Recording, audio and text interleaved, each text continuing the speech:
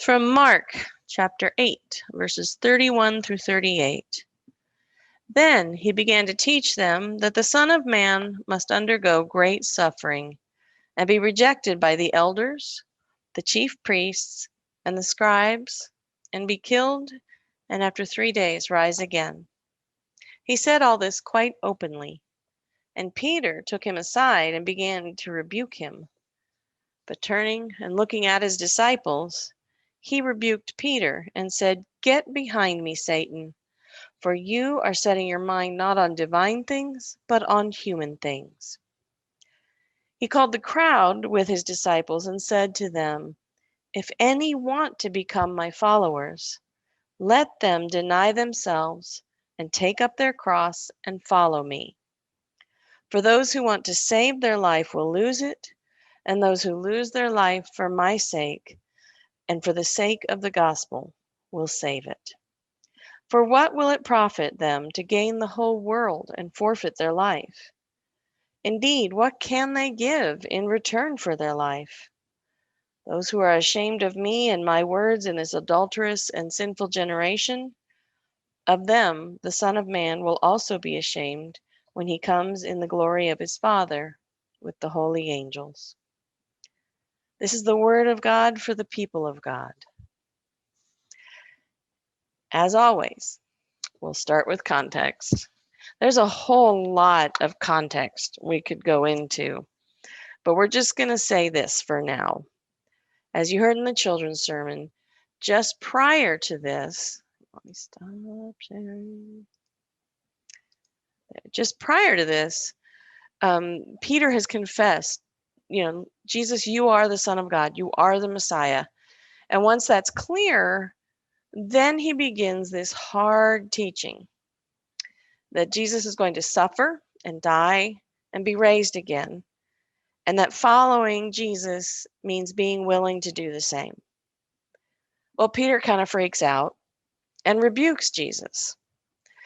In all fairness to Peter, up until this point, they have seen what appears to be sort of a messianic greatest hits. There's a lot of winning and succeeding. People are healed. Demons are vanquished. Hungry people are fed. That sounds pretty messianic. Hearing Jesus talk now about suffering and dying, that must have been really jarring.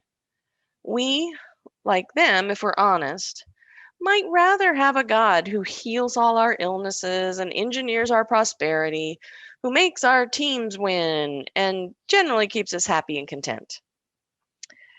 It must have been really hard to hear that that is not entirely what Jesus is about. Jesus offers us a Messiah who's familiar with suffering and loss and being vulnerable.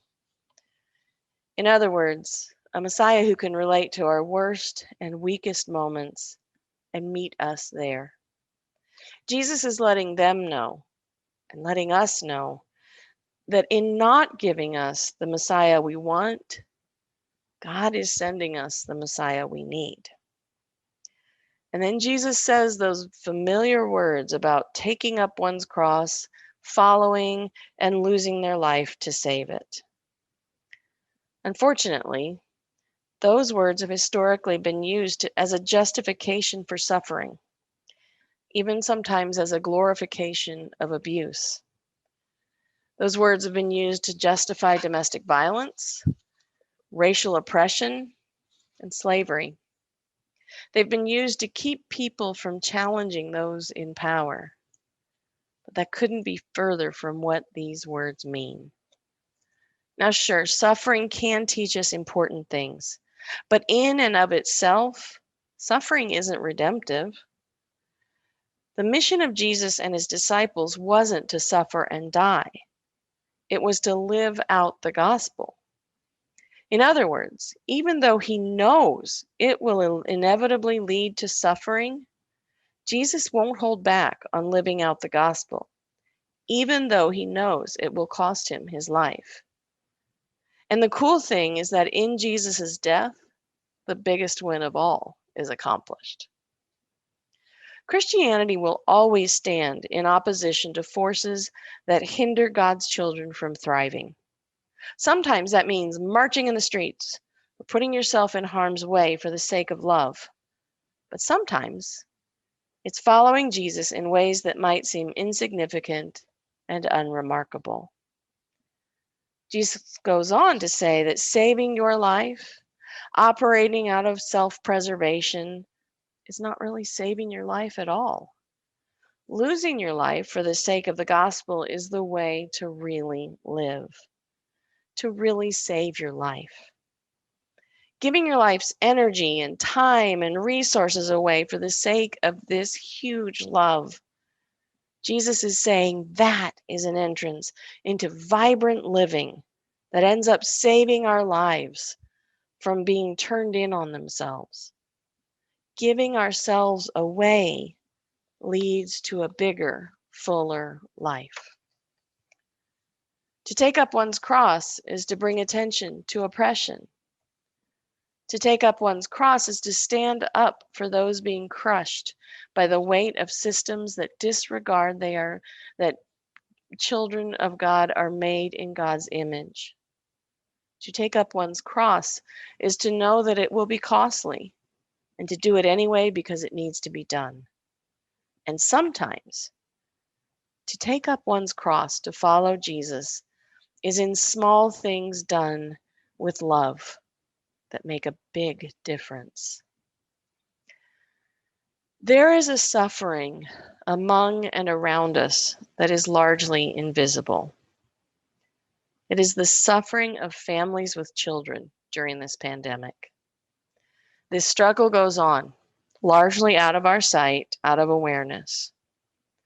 Of course, all of us have struggled this past year. The isolation faced by single people who live alone is mind-blowing. The loneliness has been debilitating. But parents with kids in their homes, they have a unique kind of struggle. Here's how someone helped me understand it this week.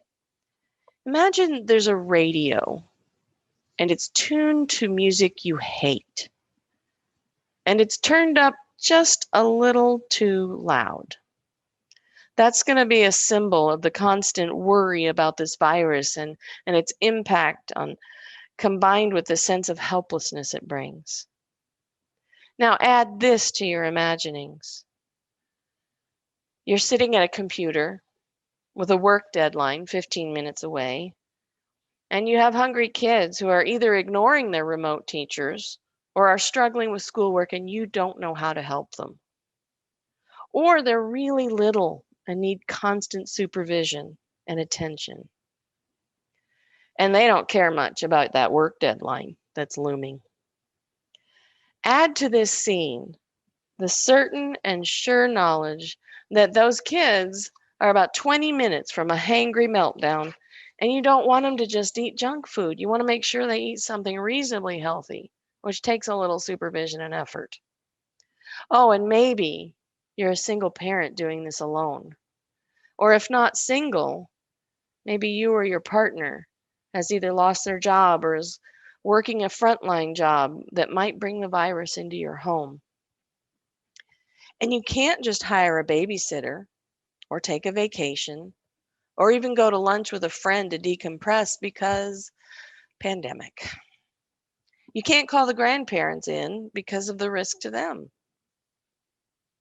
Are you able to imagine that? Now imagine doing that for 12 plus hours a day for a year.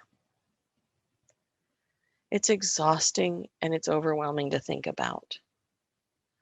Those of you who are living this could probably add even more details to this imaginary situation because it's not imaginary.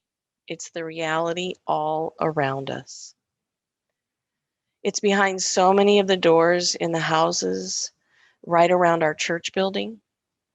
It's the reality in some of the screens on this Zoom call. It's in the homes of folks we would love to have with us this morning, but who aren't, probably because of the reality I've just described. It's in the homes of all those people who entrust their children to our daycare every day. People who are at the end of all the coping they have and who have been at the end of their coping for a while now. They are exhausted. They are running on fumes.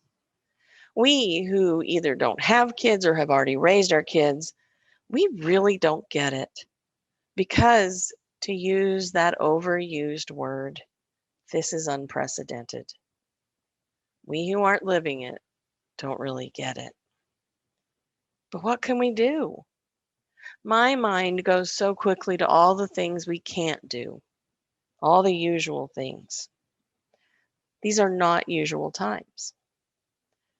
Fortunately, we do not serve a usual kind of Savior.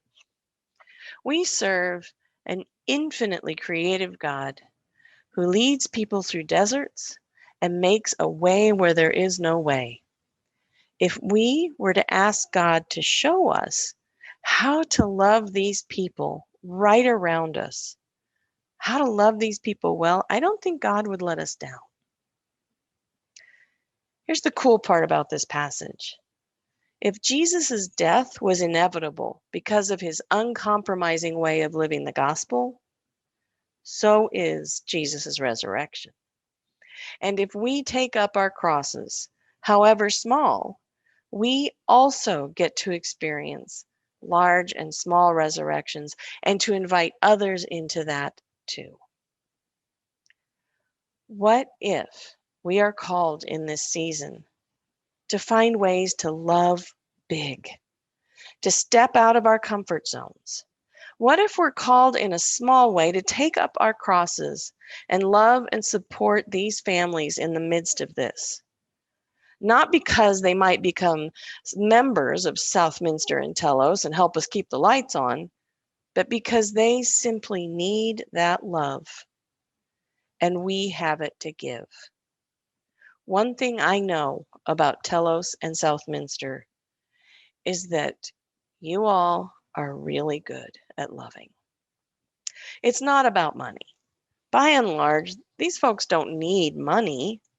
And both Southminster and Telos are finding creative and vibrant ways to help people with different kinds of financial support.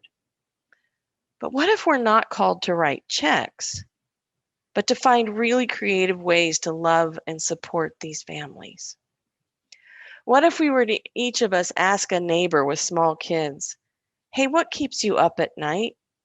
How can I pray for you? What if we were to take up a cross of creating a blizzard of notes of encouragement to our daycare teachers, to our daycare parents? Just a lot of reminders that they are seen and they are loved, that they are prayed for. What might it mean to someone feeling overwhelmed and invisible to hear someone say, I see you. You've got this, Mama. You're doing a great job, Dad. We're praying for you. What if we put up a sign as they came into the daycare entryway, letting them know we love them and we're praying for them? What if we occasionally prepared to-go meals for families picking up their kids and facing that question, what's for dinner? Again, not because they can't feed themselves and their kids, but because they need to know they're loved and not alone, and because we're good at loving. In a small way, this is inviting people to experience a resurrection of sorts, to offer hope for new life, to give them a moment of light in the midst of this long, dark season, to be some good news for them, to give away a little bit of our life for the sake of the gospel. Sometimes the crosses we are asked to take up are much less burdensome than what we might first think. Sometimes it's something as simple and as hard as stepping out of our comfort zone. It's not always in great big ways that we are asked to follow Jesus. In fact, if we wait around for the great big ways to take up our crosses, we are likely to miss the small, faithful callings right in front of us. We really are surrounded by this hard reality facing parents. And I think maybe we're called to do something about it. If you have felt the stirrings of excitement or interest or a sense of calling to take up this cross today, please call me or email, and we are going to figure out some ways to get up to holy mischief in loving these teachers and parents around us well. For the sake of the one who loves all of us so very much. Amen.